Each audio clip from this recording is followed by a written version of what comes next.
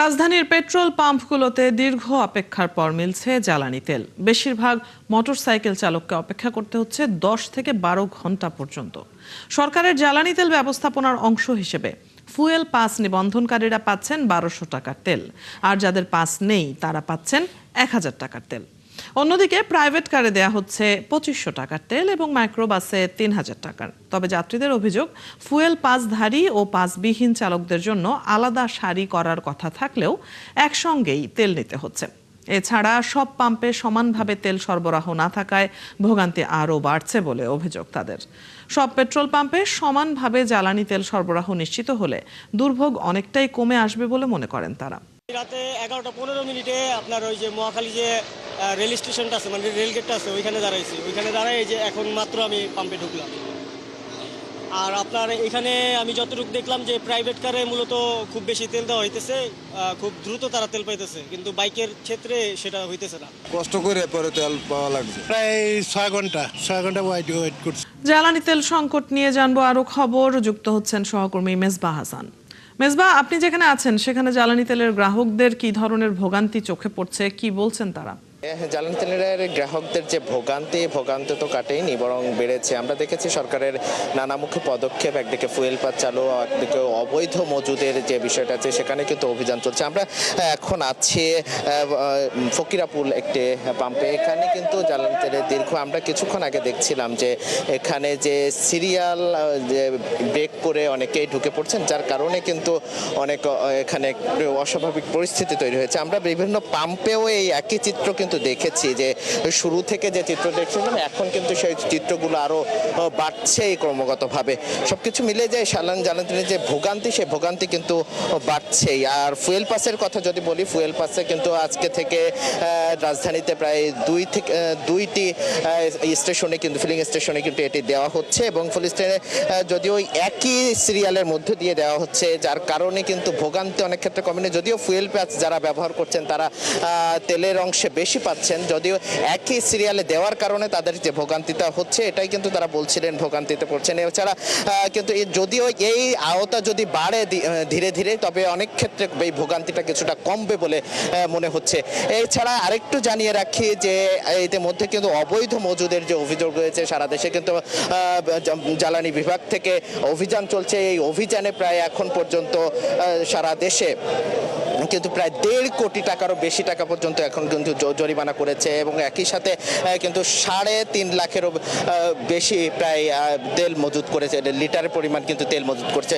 সবকিছু মিলিয়ে যদি জ্বালানির যে দুর্ভোগ, একদিকে সরবরাহ তো ঘাটতি রয়েছে, একদিকে পাম্প মালিকদের সাথে আমরা কথা বলছিলাম, তারা যে বলছেন যে এখানে অলিখিতভাবে রেশনিং কার্যক্রম চলছে। তারা যখন পাম্প তেল সংগ্রহ করতে যাচ্ছেন বিভিন্ন সেই জায়গাগুলোতে তারা পর্যাপ্ত পরিমাণ তেল পাচ্ছে না, যার কারণে দিনের বেশিরভাগ অংশে কিন্তু তাদের বন্ধ রাখতে হচ্ছে তাদের পাম্প, যার কারণে এই ভোগান্তিটা কিন্তু বাড়ছে। অন্যদিকে যে পাম্প গ্রাহকরা যারা আছেন তারাও কিন্তু ভোগান্তিতে পড়ছেন চরমভাবে।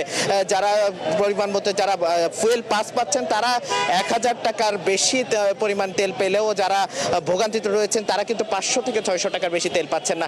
সবকিছু মিলে যে দীর্ঘ সারি, সেই সারি কিন্তু এখনো কমেনি। একই সাথে ভোগান্তি তো আছেই, সেই সাথে যে দীর্ঘ সারির কারণে, লম্বা সারির কারণে রাস্তায় যে তীব্র যানজটের শিকার হতে হচ্ছে অনেক ক্ষেত্রে। একদিক থেকে যে জ্বালানি ভোগান্তি, এই ভোগান্তির পরে রাজধানীবাসী যারা রাজধানীতে চলাচল করছেন তাদের ক্ষেত্রে যানজটের শিকার হতে হচ্ছে। অন্যদিকে যারা চালক আছেন তারা যে দীর্ঘ লাইন পের হয়ে, অনেকে আমরা কথা বলছিলাম যারা গ্রাহক আছেন তারা অনেকেই যে ফজরের আগ থেকে সিরিয়ালে দাঁড়ান। মেজবা, আপনি আছেন ফকিরাপুলে, সেখানকার জ্বালানি সংকটে গ্রাহকদের ভোগান্তির খবর আমরা জেনে নিচ্ছিলাম। দর্শক সহকর্মী মেজবা হাসান যুক্ত ছিলেন এতক্ষণ। সরকারের নানা পদক্ষেপের পরও তেলের সংকট কাটছে না। ভোর থেকে গভীর রাত পর্যন্ত পাম্পে তেলের অপেক্ষায় থাকছেন ক্রেতারা। ফিলিং স্টেশন মালিকরা বলছেন তারা সরকারি ডিপো থেকে যেটুকু সরবরাহ পাচ্ছেন তা বিক্রি হয়ে যাচ্ছে কয়েক ঘন্টার মধ্যেই। গ্রাহকদের অভিযোগ, একদিকে তারা চাহিদা মতো তেল পাচ্ছেন না, অন্যদিকে তাদের কর্মঘণ্টা নষ্ট হচ্ছে। সহকর্মীদের তথ্য ও ছবিতে প্রতিবেদন। চট্টগ্রামে বেশিরভাগ ফিলিং স্টেশনেই জ্বালানি তেল দেওয়া বন্ধ। কয়েকটি ফিলিং স্টেশনে মিলছে অকটেন, সেগুলোতে শেষ রাত থেকে লাইনে দাঁড়িয়ে অপেক্ষা করতে দেখা গেছে চালকদের। তেল নাই শেষ, সেগুলো আমাদের কতগুলো দুঃখ না ভাই, সরকার যদি কোনো একটা কিছু না করে কোনো রকম হবে না, সরকার তো এগুলো করতে হবে, কোনো একটা লাইন করতে হবে। যে পরিস্থিতি দেখতেছেন এটা মনে হয় আগামী কয়েক মাসেও শেষ হবে না, যা বোঝা যাচ্ছে। দৈনগুলোতে আসতে সময় লাগবে, জিএসির মোড়ে থাকি গেছি আমার স্বামীর বাসায়, 3:30 বাজে যায় এখানে সিরিয়ালে। ফিলিং স্টেশন কর্মকর্তারা জানান ডিপো থেকে তারা পর্যাপ্ত অকটেন পাচ্ছেন না। ব্রাহ্মণবাড়িয়ায় বিভিন্ন ফিলিং স্টেশনে বর্তমানে ডিজেলের সংকট নেই, অকটেনের ঘাটতি রয়েছে। রেশনিং পদ্ধতিতে তেল সরবরাহ চালিয়ে যাওয়া হচ্ছে। আমরা সঠিকভাবে তেল পাইতেছি, আমাদের কোনো ঝামেলা নাই, আমরা তেল পাইতেছি, সিরিয়াল মতো তেল পাইতেছি। অক্টেন পেট্রোল আছে, দিতে আছে। ডিজেল কালকে শেষ হয়ে গেছে, ডিজেল আনবা লেগে গেছে। কালকে তো পয়লা বৈশাখে বন্ধ গেছে, ডিজেল পাইনি। ওই দিক দিয়ে তেল নাই, শুধু এখানে আজকে আর কালকে দিতেছে। আর মামুনবাড়িতে খুবই তেলের সংকট খুবই বেশি। বুধবার ভোর থেকে একেবারেই তেল নেই রাজবাড়ির 10টি ফিলিং স্টেশনের কোনোটিতেই। গ্রামগঞ্জে বাড়তি দামে তেল পাওয়ার অভিযোগ করেছেন গ্রাহকরা। আমরা কৃষি খামার করি, আমার একটা পাওয়ার টিলার আছে এবং একটা স্যালো মেশিন আছে। আমরা তেলের অভাবে চালাতে পারি না, গতকালকে এসে ঘুরে গেছি, পাই নাই, এখনও আসছি তেল বন্ধ। বহরপুর সব ডিলারওয়ালারা যারা তেল নিচ্ছে তারা সবাই তেলের দাম বাড়াই দিচ্ছে। এই বাড়ানোর কারণে আমরা ওই যে গাড়ি নিয়ে স্যার ওই যে সব পড়ে রয়েছে, আমরা টিপ মারতে পারছি না। ময়মনসিংহে প্রতিটি পেট্রোল পাম্পে অস্বাভাবিক চাপ দেখা গেছে। ভোরে লাইনে দাঁড়িয়ে অনেকেই তেল পাচ্ছেন সন্ধ্যার দিকে। মোটরসাইকেল ট্রান্সফার হচ্ছে শুধু আমার ধারণা, আর যতগুলো প্রাইভেট কার আছে এই সমস্তগুলো আউটসাইডে তেল ছেড়ে দিয়ে চলে আসছে।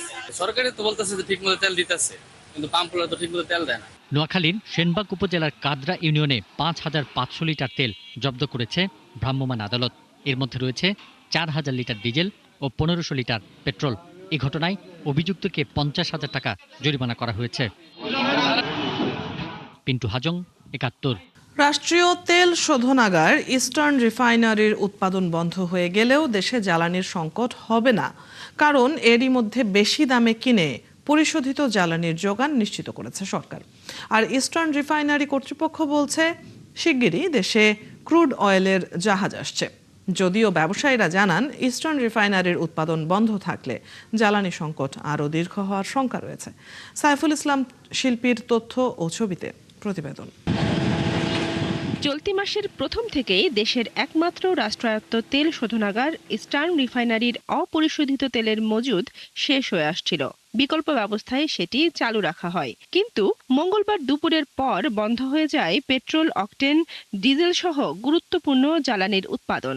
যে ইউনিটের মাধ্যমে পেট্রোল, ডিজেল, অকটেন, কেরোসিন এই সমস্ত তৈরি হয়, ওই ইউনিটটা এখন বন্ধ, শুধুমাত্র বিটুমিন প্রোডাকশনটা চালু আছে। তো আমাদের এই মুহূর্তের দেশের চাহিদা হচ্ছে অকটেন, পেট্রোল, ডিজেল এই জিনিসগুলো। ইস্টার্ন রিফাইনারি কর্তৃপক্ষ জানিয়েছে ক্রুডবাহী একটি জাহাজ সৌদি আরবে আটকা পড়ায় সংকট বেড়েছে, যেখানে প্রতিদিন 4,000 ton octane, petrol, diesel, furnace সহ 13 ধরনের জ্বালানি পরিশোধন হতো। বর্তমানে একটি ইউনিটে বিটুমিনের পাশাপাশি সামান্য পরিমাণে পেট্রোল ও অকটেন উৎপাদন হচ্ছে। বিপিসি যেভাবে পরিকল্পনা করতেছে, যদি বাড়তি পেট্রোল, ডিজেল, অকটেন এগুলো যদি ফিনিশ প্রোডাক্ট আকারে বাইরে থেকে আনতে পারে, তাহলে বাজারে এটার কোনো প্রতিক্রিয়া হবে না। আর না হয় প্রতিক্রিয়া হবে, মানে শর্টেজ হলে স্বাভাবিকভাবে এখন যেরকম একটা লাইন ধরতেছে, এই লাইনটা হয়তো আরো দীর্ঘতর হবে। এদিকে বাংলাদেশ শিপিং কর্পোরেশন বলছে 18 এপ্রিল সৌদি আরব থেকে 1 lakh metric ton crude oil বাংলাদেশের জন্য যায়, যা 5 মে ইস্টার্ন রিফাইনারিতে পৌঁছাবে। এই যুদ্ধ শুরু হওয়ার পরে এটা স্টেট অফ হরমুজ দেওয়া বেরিয়ে আসতে পারেনি।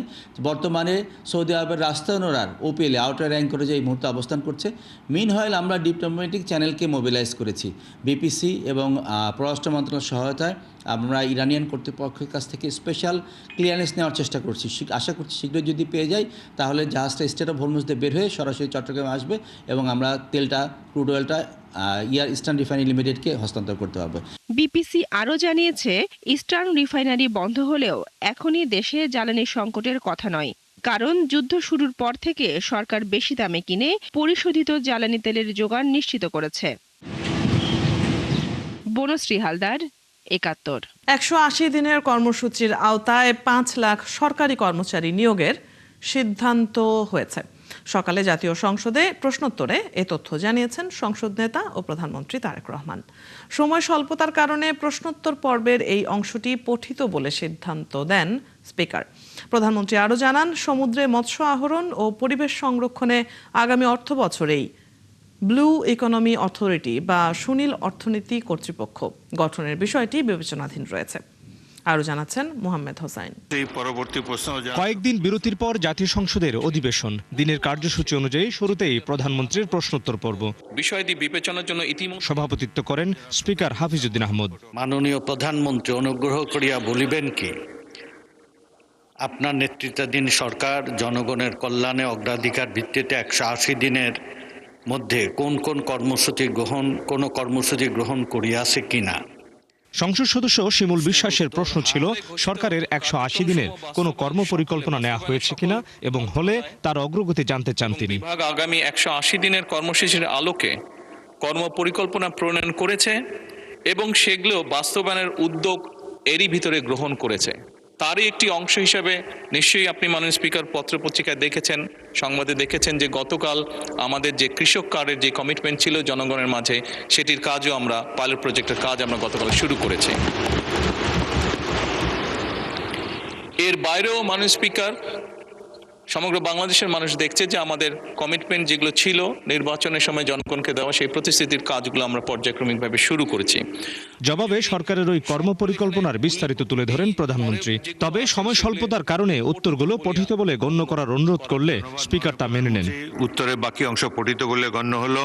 সংসদ থেকে পাওয়া নথিতে দেখা যায় 5 লাখ সরকারি কর্মচারী নিয়োগের সিদ্ধান্তের কথা অধিবেশনে জানিয়েছেন প্রধানমন্ত্রী। আর এই জন্য ইতিমধ্যে জনপ্রশাসন মন্ত্রণালয় ও সংশ্লিষ্ট অধিদপ্তর সংস্থায় প্রায় 3000 লোকবল নিয়োগ প্রক্রিয়া চলমান রয়েছে।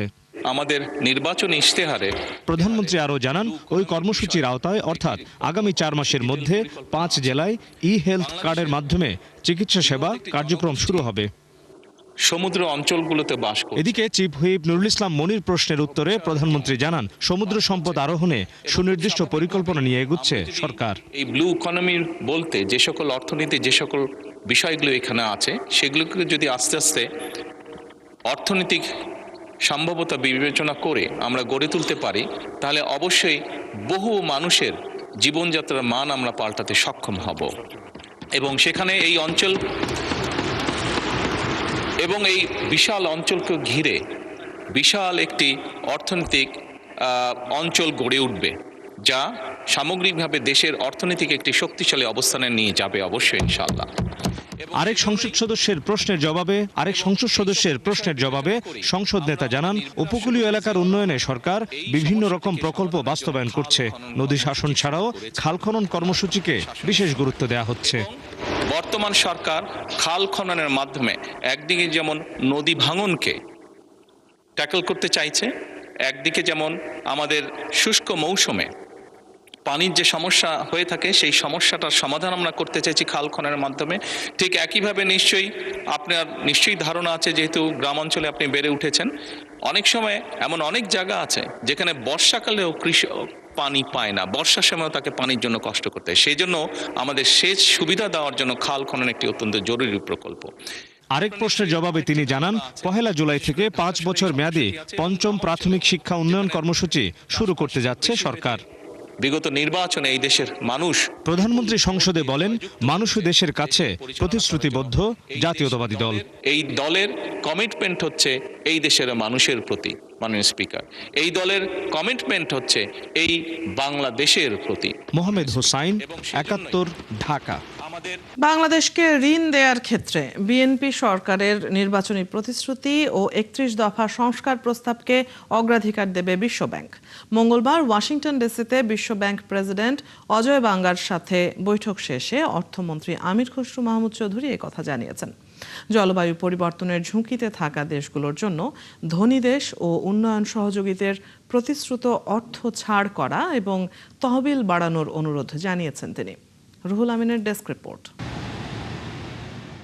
মঙ্গলবার সকালে বসন্তকালীন বৈঠকের দ্বিতীয় দিনেই বিশ্বব্যাংক প্রেসিডেন্ট অজয় বাঙ্গার সঙ্গে বৈঠক করেন বাংলাদেশের অর্থমন্ত্রী আমির খসরু মাহমুদ চৌধুরী।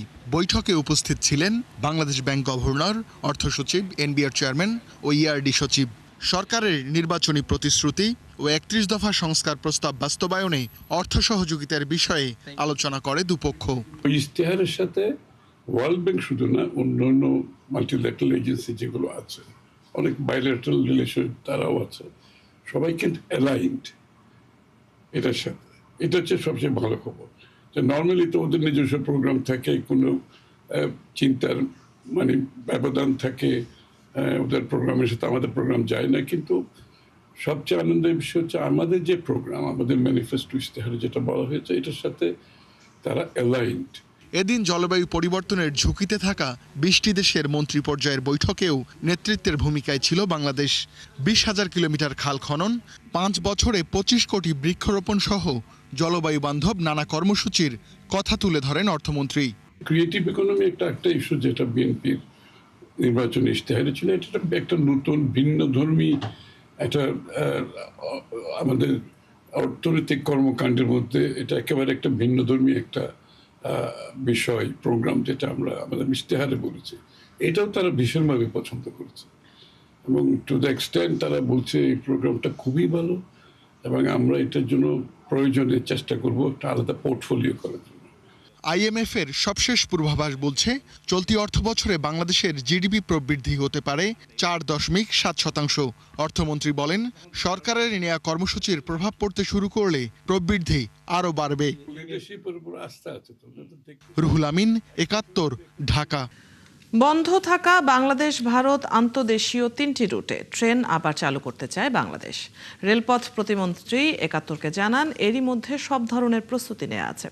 আর ঢাকায় নিযুক্ত ভারতীয় হাই কমিশনার এ নিয়ে সরাসরি কিছু বলেননি, তবে দুদেশের যোগাযোগ ব্যবস্থার উন্নতি হচ্ছে বলে মন্তব্য করেন তিনি। মোহন ইসলামের প্রতিবেদন। ঢাকা কলকাতা, ঢাকা শিলিগুড়ি এবং রাজশাহী কলকাতা, এই 3টি রুটে ট্রেনে করে বাংলাদেশ থেকে সরাসরি যাওয়া যেত ভারতে। জুলাই গণ অভ্যুত্থানের পর থেকে বন্ধ আছে এই চলাচল। এরপর ট্রেন চালু করতে ভারতকে কয়েক দফা চিঠি পাঠায় অন্তর্বর্তী সরকার, কিন্তু মেলেনি সাড়া। ত্রয়োদশ সংসদ নির্বাচনে বিএনপি ক্ষমতায় আসার পর আভাস মিলছিল দুই দেশের সম্পর্কের উন্নতির। সম্প্রতি পররাষ্ট্রমন্ত্রীর ভারত সফর থেকে আসে ভিসা নিয়ে সুখবর। এই অবস্থায় দুই দেশের যাত্রীদের চলাচলের জন্য ট্রেনগুলো চালু করতে চায় বাংলাদেশ। রেলপথ মন্ত্রণালয়ের প্রতিমন্ত্রী ৭১কে জানান সব প্রস্তুতি নেওয়া হয়েছে। যাত্রীবাহী যে ট্রেনগুলি আছে সেগুলি ব্যাপারে আমরা আমাদের দিক দিয়ে ক্লিয়ার আছি। যদি ভারত তাদের দিক দিয়ে ক্লিয়ারেন্স দেয় তাহলে সেদিক দিয়ে যাত্রা আবার নতুন করে শুরু হবে। আমাদের দিক দিয়ে কোনো সমস্যা নেই। বাংলাদেশে নিযুক্ত ভারতীয় হাইকমিশনারকে এই বিষয়ে প্রশ্ন করলে সরাসরি উত্তর দেননি তিনি।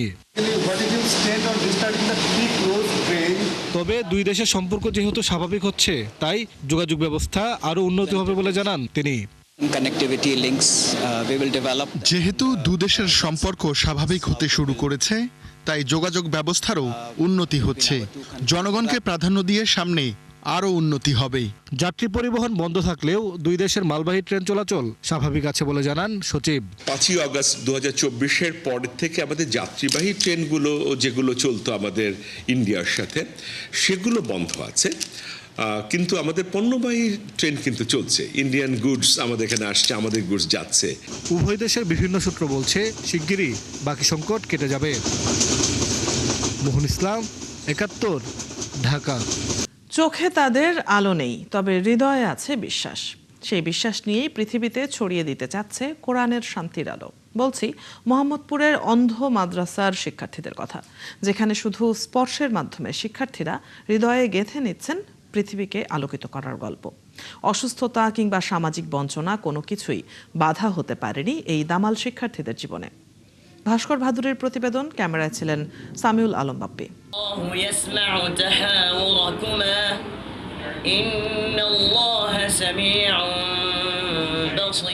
কোরআন তেলাওয়াতের এই সুমধুর কণ্ঠের আড়ালে লুকিয়ে আছে প্রকৃতির এক বেদনা মেশানো খেয়াল। কণ্ঠে সুর থাকলেও পৃথিবীকে দেখার আলোটুকু থেকে বঞ্চিত এই মাদ্রাসার শিক্ষার্থীরা।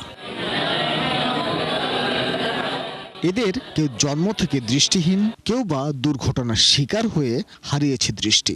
তবুও তাদের জীবনের একটি ব্রত, পৃথিবী জুড়ে কোরআনের বাণী ছড়িয়ে দিবেন। ব্রেইল পদ্ধতিতে কোরআন শিখতে গিয়ে ছোট এই আঙুলগুলো কতবার যে হোঁচট খেয়েছে তার হিসেব নেই, কিন্তু কখনোই তারা থেমে যায়নি। প্রতিটি বিন্দু ছুঁয়ে ছুঁয়ে তারা খুঁজে নিয়েছে আল্লাহর বাণী। আবাসিক এই মাদ্রাসায় ছোট হুজুরদের বেশিরভাগ সময়ই কাটে বক্তব্যে। সময় পেলে নিজেরাই মেতে ওঠেন আড্ডায়। তাদের এই পথ চলার প্রতিটি পদক্ষেপে রয়েছে ভয় আর অনিশ্চয়তা, তবুও একটি হাত অপরকে ধরে শক্ত করে। প্রথম যখন আসে এখানে আসার পরে আমারও মনে হয়েছিল আসলে এটা কিভাবে বা হাত দিয়ে তারা কেমনে পড়ে। তো আস্তে আস্তে এটা আমার নিজের প্র্যাকটিস করতে করতে নিজের এটা আয়ত্তে আনি। কিছু ডট আছে, 6টা ফুটা আছে, ওই 6টা ফুটার ডিজাইনের মাধ্যমে আমরা আর কি ব্রেল শিখতে পারি আর কি। যেমন যে 1 সরায়া 3 4 5 সরায়া 2 4 রস্যই। জন্মান্ধ হবার কারণে হয়েছিলেন পরিবারের বোঝা, কেউ বা সামাজিকভাবে ছিলেন নিগৃহীত। তবে এমন মাদ্রাসায় তারা খুঁজে পেয়েছেন শান্তির নীড়, যাদের চোখে আলো নেই কিন্তু প্রতিটি চোখেই স্বপ্ন জ্বলছে।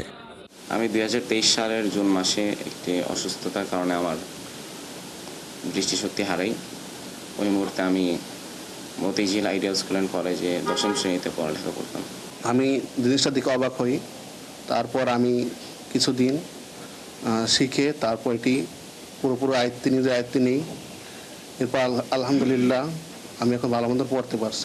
এই ছোট ছোট স্বপ্নগুলোই হয়তো একদিন পৃথিবীর অন্ধকারটাই বদলে দেবে, জানিয়ে দেবে অন্ধকার মানে শেষ নয়, বরং সেখান থেকেই শুরু হতে পারে আলোর যাত্রা। বর্ণমালা দেখতে পায় না বা হাতে লিখতে পারবে না, যার চোখের দৃষ্টি এতটুকু কম যে সে বর্ণমালা দেখতে পায় না, বর্ণমালা পড়তে পারে না, বর্ণমালা লিখতে পারে না।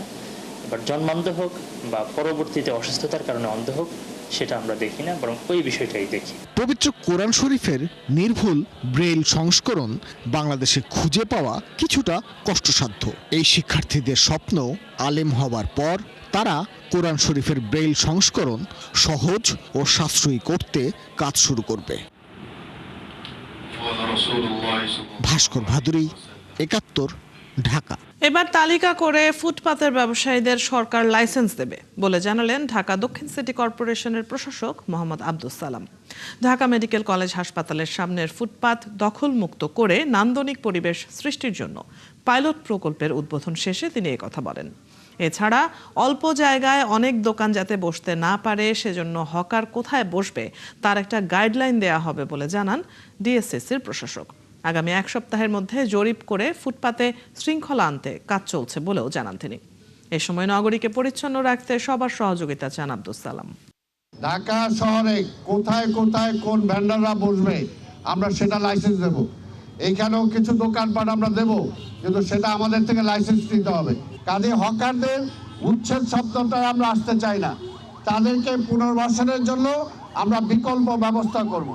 আমরা ঢাকা শহরে সান্ধ্যকালীন মার্কেট করব, সান্ধ্যকালীন অফিস আওয়ারের পরে আমরা হলিডে মার্কেট করব শুক্র এবং শনি। এটার জন্য বিকল্প জায়গা আমরা অলরেডি ঠিক করেছি, সেগুলো আমরা দেব।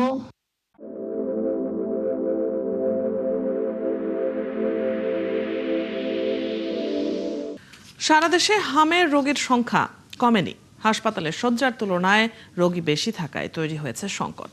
বেশিরভাগ হাসপাতালে নতুন আইসোলেশন ওয়ার্ড তৈরি হয়েছে। অনেক জায়গায় চলছে টিকা কার্যক্রম।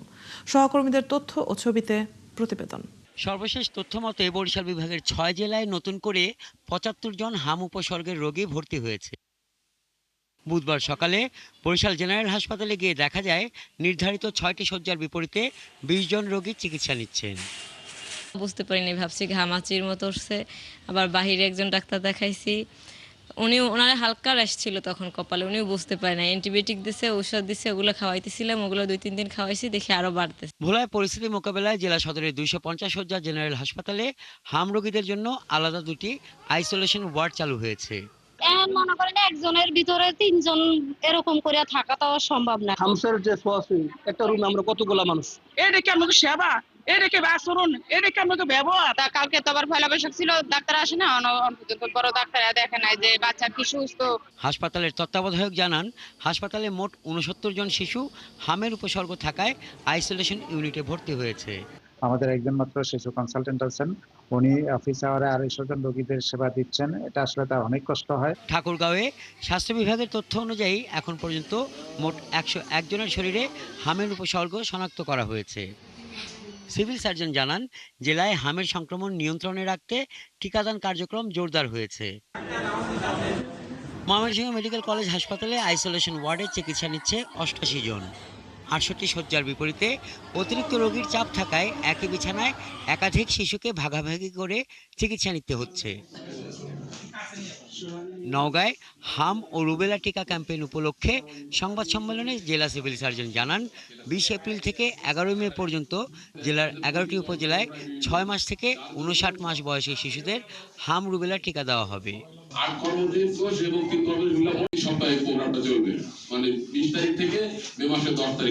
নেত্রকোনায় সরকার ঘোষিত হামের হটস্পট হিসেবে চিহ্নিত আটপাড়া উপজেলার 3টি ইউনিয়নে 13টি অস্থায়ী কেন্দ্রে 6 মাস থেকে 59 মাস বয়সী সকল শিশুকে হাম ও রুবেলার টিকা দেওয়া হচ্ছে।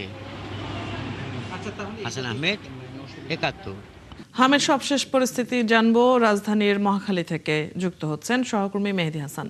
মেহেদী, হাসপাতালে আজ হামের পরিস্থিতি কেমন দেখছেন? অদিতি, আমি সকাল থেকে ঢাকার বিভিন্ন হাসপাতালে ঘুরে বেরিয়েছি, বিশেষ করে মহাখালীর যে ডিএনসিসি হাসপাতাল এবং সংক্রামক ব্যাধি হাসপাতালে যে শিশু ওয়ার্ডগুলো আছে সেখানে আমি দেখেছি সারা দেশ থেকে কিন্তু পেশেন্ট আসছে হাম উপসর্গ বা হাম নিশ্চিত হয়ে, শনাক্ত নিশ্চিত হয়ে। তো এর পাশাপাশি কিন্তু মহাখালীতে আপনি জানেন যে এই আরেকটি প্রতিষ্ঠান আছে যেটি হচ্ছে আইপিএইচ, যেটা হচ্ছে জনস্বাস্থ্য অফিস, যেখানে আসলে সারা বাংলাদেশের যে হাম শনাক্ত এবং মৃত্যুর যে পরীক্ষাগুলো হয় সেখানে হয়। তারা বলছে যে প্রতিদিন তারা 500 থেকে 600 করে হামের স্যাম্পল পাচ্ছে, সারা দেশ থেকে এই স্যাম্পলগুলো আসছে এবং সেখানে শনাক্তের হার প্রায় 50%। এখন কিন্তু মাত্রাটা খুবই বেড়েছে। গেল 3 থেকে 4 দিন তারা বলছে যে 50 থেকে 55% তারা শনাক্ত পাচ্ছে, হাম পজিটিভ হচ্ছে। এবং মৃত্যুটা কিন্তু আসলে তারা ওভাবে ওই স্বাস্থ্যের যে পরিসংখ্যান আছে সেই পরিসংখ্যানটা থেকেই বলতে চাচ্ছে। তো এই মুহূর্তে যেটা বলছে যে ডাক্তার এবং যারা এই হাম স্যাম্পল পরীক্ষা করছে তারা এবং অন্যান্য যারা আছেন এই চিকিৎসার সাথে জড়িত, তারা সবাই বলছে যে এই মুহূর্তে হাম প্রতিরোধে টিকার বিকল্প নেই। সারা দেশে যে এখন সিটি কর্পোরেশন এলাকাগুলোতে যে ক্যাম্পেইন চলছে এবং আগামী 20 এপ্রিল থেকে যে সারা দেশে পুরোদমে একযোগে টিকা ক্যাম্পেইন শুরু হবে হামে, সেই হাম প্রতিরোধে কিন্তু এই টিকাকেই আসলে সবাই একটা বাঁচার। মেহেদী, আপনার কাছ থেকে আমরা হামের পরিস্থিতি জানছিলাম। দর্শক সহকর্মী মেহেদী হাসান যুক্ত ছিলেন মহাখালী থেকে। চলছে সংবাদ সংযোগ। সরাসরি সংবাদ অনুষ্ঠান দেখতে চোখ রাখুন 71-এর ফেসবুক পেজে এবং সাবস্ক্রাইব করুন 71-এর ইউটিউব চ্যানেল। থাকুন 71-এর সাথে।